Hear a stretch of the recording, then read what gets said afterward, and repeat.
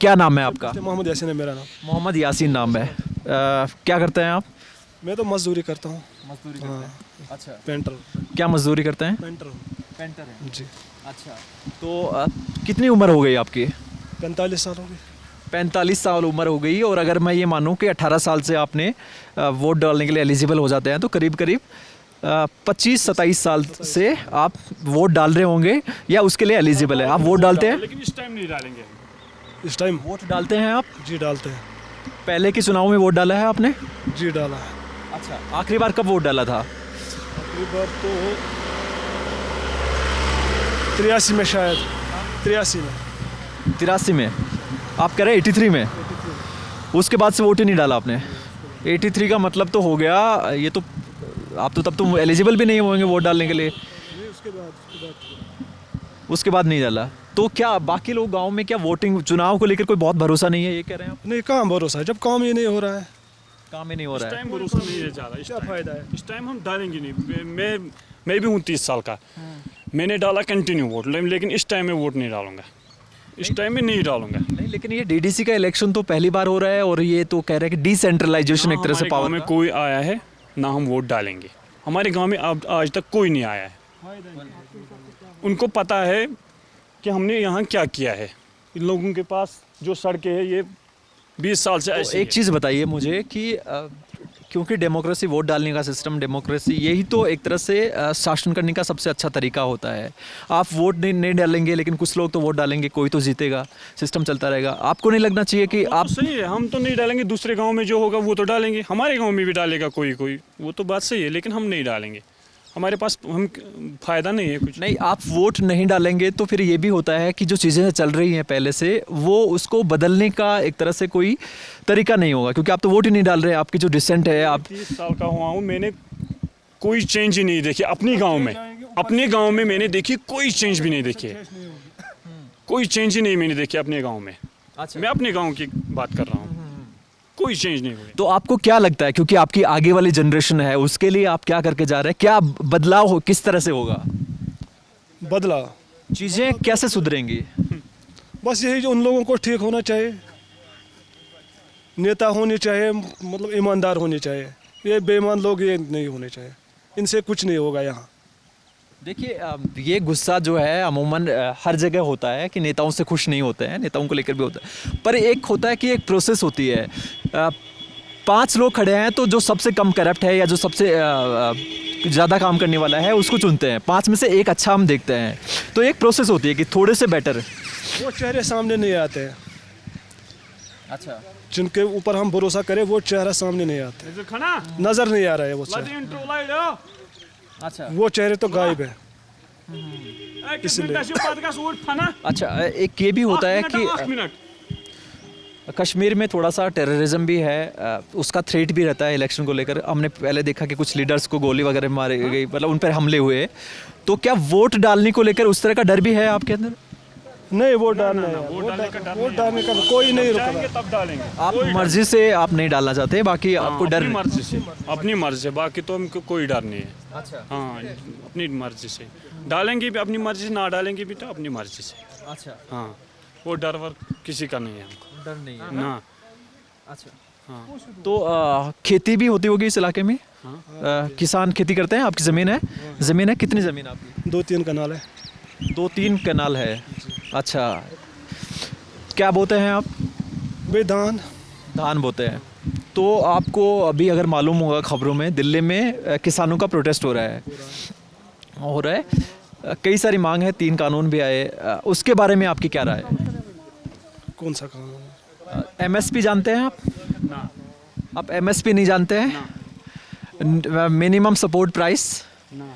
न्यूनतम समर्थन मूल्य, ऐसा कुछ नहीं जानते हैं आप? नहीं। अच्छा, आप जानते नहीं है। उसके बाद आपको कभी मिलता ही नहीं है इस तरह का? सरकारी खरीद होती है।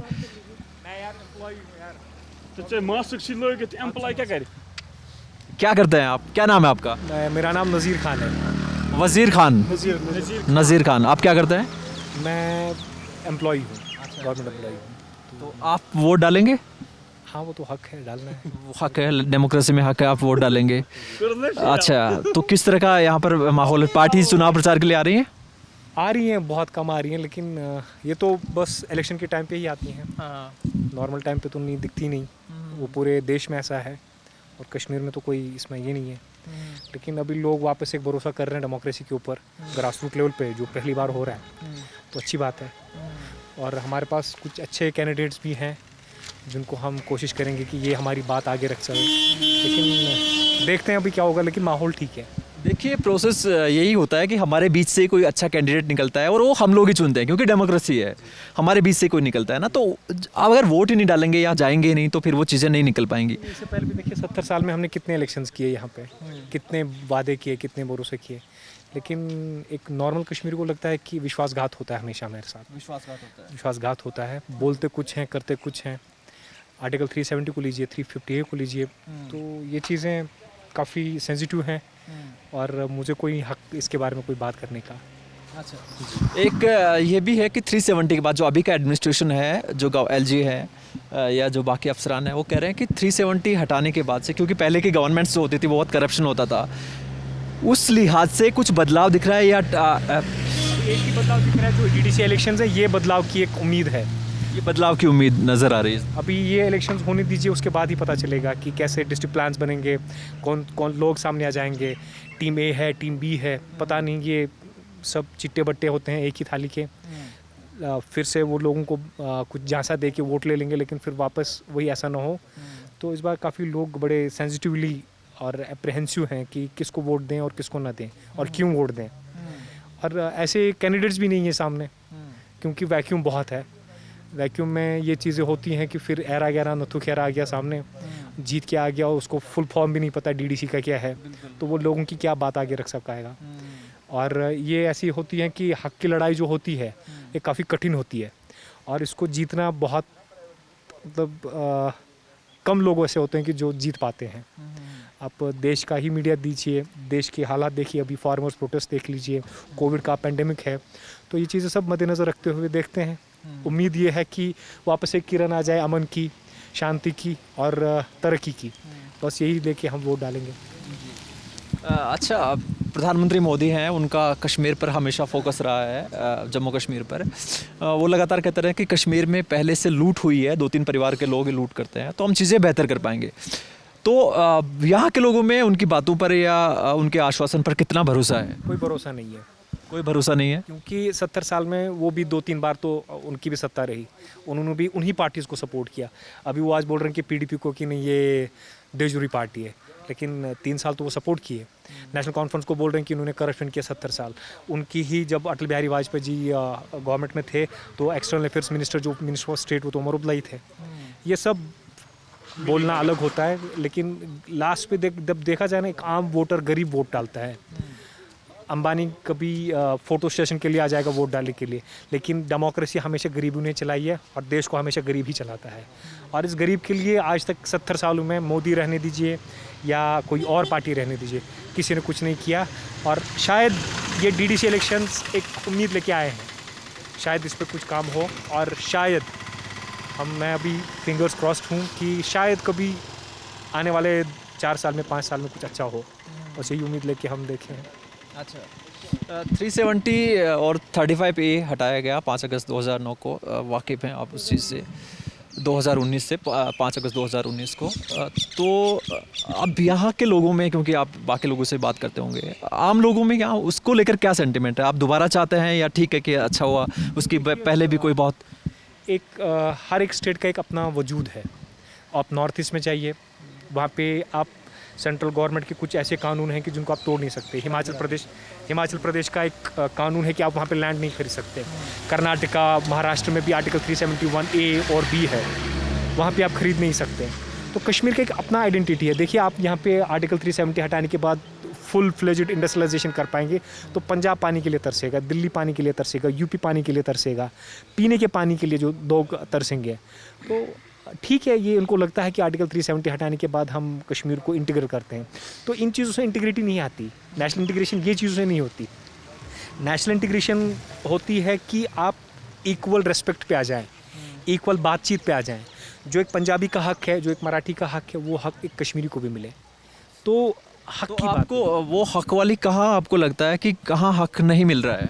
हम वोट डाल के हमें कोई हक नहीं मिलता, बेरोज़गारी इतनी ज़्यादा है, एक आम कश्मीरी को शक की नज़र से देखा जाता है पूरे देश में। देखिए उसकी शक की नज़र से देखा जाता है पूरे कश्मीर में, ऐसा भी नहीं है, लेकिन कुछ मामले हुए हैं। पर दूसरी तरफ ये भी है कि कश्मीर में मिलिटेंसी भी है या एंटी इंडिया सेंटिमेंट्स भी रहे हैं, उस बात से हम इनकार नहीं कर सकते। तो वो वजह है जो बाकी जगह नहीं होती है। देखिए मुझे ये बताएं कि कहाँ पे बम ब्लास्ट नहीं होते आज पूरी दुनिया में, कहाँ पे देश विरोधी गतिविधियाँ नहीं होती। ये ऐसा नहीं है ना कि कोई नागालैंड का बंदा गन उठा के उसको आप बोलेंगे कि नहीं आप गन छोड़े, आप हमारे देशवासी हैं, और कश्मीरी जब गन छोड़े या कश्मीरी जब बात करने के लिए आ जाए तो उनको बोलते हैं कि नहीं आप पाकिस्तानी हो, हर एक बात पे पाकिस्तान, हर एक बात पे पाकिस्तानी। तो हमने तो आर्टिकल 370 हटे या ना हटे 1947 में ही करके दिखाया था, जब गांधी जी को एक किरण दिखी थी कश्मीर में। हम अमन पसंद लोग हैं, हमने कभी किसी का बुरा नहीं चाहा। कुछ ऐसी हुई है हिस्टोरिकल मिस्टेक्स जो आम लोगों ने नहीं की, वो पॉलिटिकल पार्टीज़ ने की। 1987 में जो इलेक्शंस हुए थे वो किसने कराए? आज भी लोग वोट डालते हैं, कल भी डालेंगे, उत्साह से वोट डालते हैं। यानी ये भरोसा है, और इस भरोसे को ज़िंदा रखना, इस भरोसे को वापस जीतना, ये सेंट्रल गवर्नमेंट का काम है, ये स्टेट गवर्नमेंट का काम है, ये आम लोगों का काम नहीं है। आम लोगों का ये है कि ये बंदा कल जाएगा वोट डालने के लिए, इसका इतना ही ड्यूटी है, लेकिन इसका जो राइट है उसको वो दे दें, वो तो नहीं देते। बस सर हम ये चाहते हैं कि हम देश हित में कुछ काम करें। कश्मीरी बेसिकली हिंदुस्तान का ही एक व्यक्ति है, एक शहरी है, लेकिन वो रूठा है। उसको मनाने के लिए हिंदुस्तानियों को एक वो इंसान का दिल सामने रख के बात करनी चाहिए। ये नहीं कि हर एक बात पे आप बोलें कि आपके गाल लाल हैं, आप पाकिस्तान हमेशा चाहते हैं। अरे यार हमारी एक यूनिक आइडेंटिटी है, हम मुसलमान हैं, हम पूरे हिंदुस्तान में रोटी खाते हैं, हम चावल खाते हैं, हम कश्मीरी बोलते हैं। हमारी भी एक संस्था है, हमारी भी एक संस्कृति है, 5000 साल की हमारी भी हिस्ट्री है, और हमारी हिस्ट्री जोग्राफिया ने डिटरमाइन की है। We are part of India, we are part of this whole, जिसको भारतवर्ष कहते हैं। बट कुछ गलतियां हुई हैं, कुछ गलतियां यहाँ से भी हुई हैं, और मैक्सिमम गलतियां सेंट्रल गवर्नमेंट से हुई हैं। उनको हमेशा कश्मीर इशू पे इंटरनेशनलाइज करा, उसको आर्टिकल 370 हटने के बाद इंटरनेशनल फोकस आ गया कश्मीर के ऊपर, ह्यूमन राइट्स के ऊपर। Recently human rights violations day आ गया था, उस पर कोई फंक्शन नहीं हुआ, उसके ऊपर कोई वाइट पेपर नहीं आया सामने। लास्ट पे हम इतना ही कहेंगे कि उम्मीदें हैं, उम्मीद पे दुनिया कायम है। अभी वाला जो एडमिनिस्ट्रेशन है उनका आउटरीच प्रोग्राम लगातार चल रहा है, बैक टू विलेज या बैक टू टाउन भी हो रहा है। कहाँ आपको कमी नज़र आ रही है कि जो भरोसा है कश्मीरियों को? फॉलो अप पे देखिए, ऑफिसर आ गया इधर, उसने ग्रीवेंसेस ले ली लिख के, लेकिन उसके बाद उसके ऊपर फॉलो अप होना चाहिए था। मतलब एक रिड्रेसल मैकेनिज्म इन्होंने बना दिया। मुझे ये बताइए, कल ऑफिसर ने ये गांव की फॉर एग्जांपल स्पेसिफिक प्रॉब्लम पानी की थी, इसको एक बैकअप होना चाहिए था कि हर 3 महीने के बाद इसका अपडेट लेते जाए, स्टेटस चेक करते जाए। ऐसा नहीं है, ये सब अभी गांव में कहाँ ऑनलाइन चल रहा है। 2G पे क्या करेगा बंदा? रिड्रेसल मैकेनिज्म जो होना चाहिए, रोबोस्ट जिसको बोलें, लेकिन मुझे लगता है कि इलेक्शंस होने के बाद शायद एक मैकेनिज्म बन पाए, पंच आ जाए, सरपंच आ जाए, और पंचायत जो रहे उसको उनका वो जो एम्पावरमेंट होता है वो करें, तब जाके कुछ होगा। जी थैंक यू। क्योंकि इस बार डीडीसी पहली बार हुआ है, और ये एक तरह से मुझे लग रहा है कि अच्छी प्रोसेस है, क्योंकि डिसेंट्रलाइजेशन पावर का होगा। देखिए सर, इसमें हम एक NGO भी चलाते हैं। 2000 इस नाम से आप NGO चलाते हैं, और क्या काम करते हैं? Educational society. अच्छा। हमने 2011 में यहाँ से कम 200 लोगों को लेके गए थे अन्ना हज़ारे जी के पास। वहाँ की जो पंचायत है वो कैसे काम करती है, राजस्थान गए थे, हैदराबाद गए थे, ताकि यहाँ के लोगों को भी थोड़ा बहुत पता चले कि पंचायत कैसे काम करती है। फिर हमने बहुत से प्रस्ताव दे दिए, प्रपोजल्स दे दिए कि यार डिसेंट्रलाइज करो, MLA के थोड़े पावर छीन के पंचायत को दे दो। शायद इस बार उसके ऊपर काम हुआ है। हम इसीलिए मैं काफ़ी उत्साह में हूँ कि शायद कुछ हो, इस बार कुछ होगा। और उम्मीद है कि आप भी दुआ करें, हम भी दुआ करते हैं मिल के कुछ देश हित में। मुझे बात करके आपसे बहुत अच्छा लग रहा है, क्योंकि बहुत ही अच्छी समझ है आपकी, बहुत ही ऊपर की समझ है आपकी सारी चीज़ों को लेकर, डेमोक्रेसी को लेकर या बाकी जो सेंटिमेंट्स यहाँ के हैं सारी चीज़ें। पर मैं यहाँ और भी लोगों से बातचीत कर रहा हूँ, और भी लोगों से मिल रहा हूँ, वो कह रहे हैं कि एक लोकतंत्र को लेकर या जो सिस्टम है उसको लेकर बहुत निराशा है। तो आप लोगों को मोटिवेट नहीं करते कि एटलीस्ट वोट करनी तो जाना चाहिए, क्योंकि चीज़ें अगर सुधरेंगी तो वहीं से सुधरेंगी। सिस्टम के ऊपर भरोसा नहीं है अभी। ये सिस्टम आप देखिए कि इस सिस्टम में इतना रॉट है कि आम लोगों का, आम जो जनता है उनका भरोसा उठ गया है। वो भरोसा जीतना बहुत बड़ी बात है, और उस भरोसे को जीतने के लिए पॉलिटिकल पार्टीज़ को अपनी आइडियोलॉजिकल डिफरेंसेस साइड में रखनी चाहिए और उनको गले लगाना चाहिए एक आम कश्मीरी को। 1 अरब 30 करोड़ की आबादी के देश में 70 लाख या 80 लाख लोग आपसे खफा हैं, तो उनको अपनाने के लिए आपने क्या स्ट्रैटेजी अपनाई है? अभी तक कश्मीरी ने सिर्फ फौजी को देखा है और पॉलिटिशियन को देखा है। आम हिंदुस्तानी, आप जैसे युवक जो देश हित में कुछ काम करना चाहते हैं, वो नहीं देखा। वो कोऑपरेटिव मूवमेंट जो होती है कि 10 लड़कियां आके पापड़ बेलती हैं, पापड़ से पैसा आता है, उसके ऊपर उनका फाइनेंशियल एम्पावरमेंट होता है, ये चीज़ें कश्मीर ने नहीं देखी है। ये चीज़ें जम्मू वालों ने अभी स्टार्ट हो गया उनको देखना। अब देखिए जम्मू में कैसा डेवलपमेंट हो रहा है। फोकस्ड जो होता है ना कि हर एक गांव यूनिक है, हर एक क्षेत्र यूनिक है। हमारे पास फ्रूट है, टूरिज़्म है, ये बोलते हैं कि हम उसको डेवलप करेंगे लेकिन करते नहीं। तो ये चीज़ें हैं, भरोसा जीतना बहुत उसमें एक चीज़ ये भी आ जाती है कि टूरिज़्म उतना नहीं हो पाता है। कश्मीर में बहुत अपॉर्चुनिटी है टूरिज़्म की, या बाकी चीज़ें भी हैं, लेकिन एक ये भी होता है कि जब तक मिलिटेंसी ख़त्म नहीं होगी या फिर मिलिटेंट्स का सपोर्ट, मैं देखता हूँ कि जनाजे निकलते हैं तो उसमें बहुत भीड़ होती है। देखिए सर, वो अपने है ना जज्बात हैं। मैं आपको देखता हूँ, देखिए मेरा ये शायद आपको अच्छा लगे या बुरा लगे, पूरा कश्मीर तो मिलिटेंट नहीं है, बिल्कुल नहीं है। चंद लोग हैं, चंद मतलब वो नौजवान अपने भाई हैं। मैं ये तो मानता हूँ कि जो बंदा गन उठा के पीजी करके गन उठाए, कहीं ना कहीं तो सिस्टम में भी गलती है।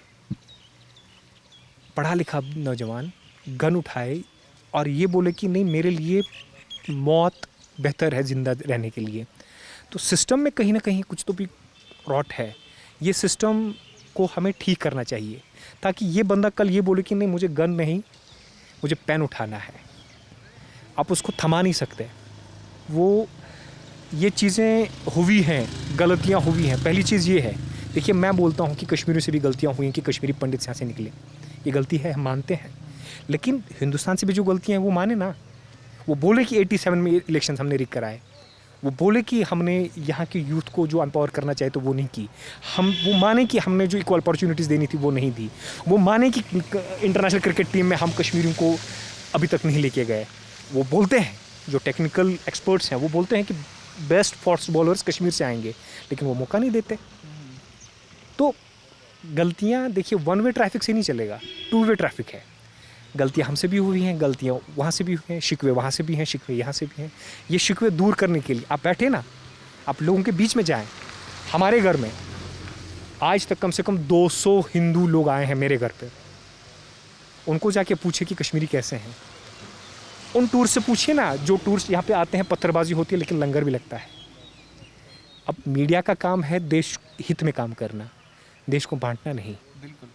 और लेकिन बदकिस्मती से ये कहा जाए कि मीडिया ने दुश्मन का काम आसान कर दिया है। और हम ये चाहेंगे कि मीडिया को संविधान सामने रखे हुए, B.R. अम्बेडकर साहब की वो बात याद रखे हुए, महात्मा गांधी की बात रख के सामने रखे हुए कि नहीं यार, यही वो दोष। मुझे ये बताइए, 1857 के बाद जो अपना बगावत के बाद, उसके बाद जो जलियांवाला बाग हुआ था, उसमें कितने कश्मीरी शहीद हुए? उसके ऊपर कभी बात की? अच्छा, कौन था मकबूल शेरवानी? ऐसे लोगों को आप तो याद करें। फौज में कितने लोग हैं कश्मीरी, पुलिस में कितने लोग हैं कश्मीरी? वो चीज़ों को आप क्यों नज़रअंदाज करते हैं? आपको सिर्फ ये क्यों दिखता है कि एक बंदा बंदूक लेके खड़ा है? क्या करेगा एक बंदा, क्या करेंगे 10 बंदे? ह्यूमन राइट्स वायलेशंस हो रही हैं, बोलो ना, हाँ हो रही हैं, और सज़ा दो उनको जो करता है ये। रिसेंटली शोपियां में एक पूंछ के 3 लोगों को मारा गया, उसके ऊपर स्टेटमेंट दीजिए, उनको सामने लाइए। नहीं पर अभी देख रहे हैं आप शोपियां वाला चीज़ें मुझे थोड़ी बदलती हुई नज़र आ रही हैं। शोपियां में एनकाउंटर हुआ, वो माना जांच हुई, माना एलजीबी जो विक्टिम्स है उनके घर हाँ एक्सेप्टेड है, उसको तो सबने अप्रिशिएट किया, लेकिन कोर्ट ऑफ इंक्वायरी होने के बाद ये बोलिए ना कि नहीं ये बंदे ने ए बंदे ने गलत किया, बी बंदे ने गलत किया, इनको सज़ा दे रहे हैं, तो इन चीज़ों से ट्रस्ट आ जाएगा। हम ये नहीं बोलते कि विक्टिम कार्ड खेलेंगे। कश्मीरी पंडित्स के साथ गलती हो गई, उनको वापस कीजिए, उनको रिहैबिलिटेट कीजिए। उनको तो अपने मैनिफेस्टो में रखा है कि नहीं उनको वापस रिहैबिलिटेट करेंगे, कर दिए ना। एक कश्मीरी पंडित को वापस लेके दिखाइए, वो भरोसा जीतिए ना। अभी मैं आपसे पहले जब मेरी इन दोनों से बात हो रही थी, आपसे बात हो रही थी और आपसे बात हो रही थी, दिलावर भाई से बात हो रही थी, तो ये कह रहे थे कि हमें वोट नहीं डालना है। अभी आपने इन भाई की बात सुनी, आप ही के बीच के भाई हैं, अभी आपका थोड़ा मन बदला कि वोट डालने के बिना तो चीज़ें कुछ तो वोट डालेंगे, हम वोट नहीं डालेंगे। ये वोट इनमें देखिए, इस टाइम हम वोट नहीं डालेंगे, बिजली नहीं है, बेरोजगारी, ये बंदे ने देखिए फायर एंड एमरजेंसी सर्विस में इन्होंने बेचारे ने फॉर्म भरा, रात को बंदा आ गया कि 3 लाख रुपए दे दो, नहीं थे बेचारे के पास। देखिए वो चीज़ें हैं, करप्शन तो देश के हर हिस्से में होगा, पर बिल्कुल बिल्कुल शुक्रिया, बहुत शुक्रिया, बिल्कुल मैं ख़त्म करके आता हूँ, बात कर लेता हूँ। हाँ कोई रेस्पॉन्ड ही नहीं दिया, अब क्या फ़ायदा, हम कहाँ नहीं तो जो व्यवस्था है, क्योंकि करप्शन है और ये चीज़ें नई मतलब एक स्लोली प्रोसेस होता है। आप जैसे नौजवान उठेंगे, खड़े होंगे, चीज़ें बदलेंगे, वोट डालेंगे, आप में से कोई एक अच्छे कैंडिडेट को चुनेंगे, लेकिन आप तो वोट ही नहीं डालना चाहते हैं। वो तो हम बोलते हैं अपने गांव के लिए, अपने गांव में हम आप देखिए डीडीसी है, डीडीसी में जो आपके 20 ज़िले हैं, हर ज़िले में देखेंगे एक बार डीडीसी क्या भी करता है, देखे इनको, इनके ऊपर भी नजर तो आप ऐसा क्यों सोचते हैं कि आप पहले चुनकर देखिए ना, आप ही के बीच से किसी जो आप चुनाव लड़ रहे हैं।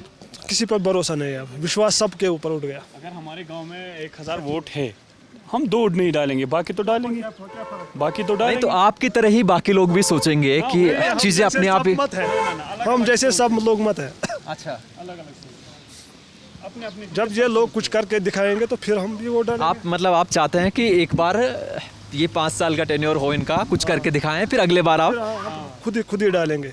अच्छा हाँ, उनके कहने के बगैर डालेंगे वोट। कुछ तो उन लोगों ने किया, हाँ हम वोट डालेंगे। चलिए पूरी बातचीत आपने सुनी, हर तरह का व्यू है, लेकिन बहुत नकारात्मकता नहीं है, उम्मीद की नज़र भी एक यहाँ मिलती है। चीज़ें आप बेहतर हो सकती हैं, कुछ लोग वोट नहीं डालना चाहते, लेकिन उन्हीं के बीच से कुछ लोग ऐसे भी हैं जो लोकतंत्र की अहमियत समझते हैं और चीज़ें बेहतर करने के लिए लोकतंत्र से ही उम्मीद भी रखते हैं। कश्मीर के बड़गांव इलाका है, उसके गांव में हम हैं, कश्मीर के और भी इलाकों में हम जाएंगे, चुनाव यात्रा पर हैं, डीडीसी का इलेक्शन हो रहा है, तो जुड़े रहिए हमारे साथ, और भी इलाकों के लोगों की बात आपको सुनाएंगे। मेरा नाम सुरेश है और आप ललन टॉप देख रहे हैं।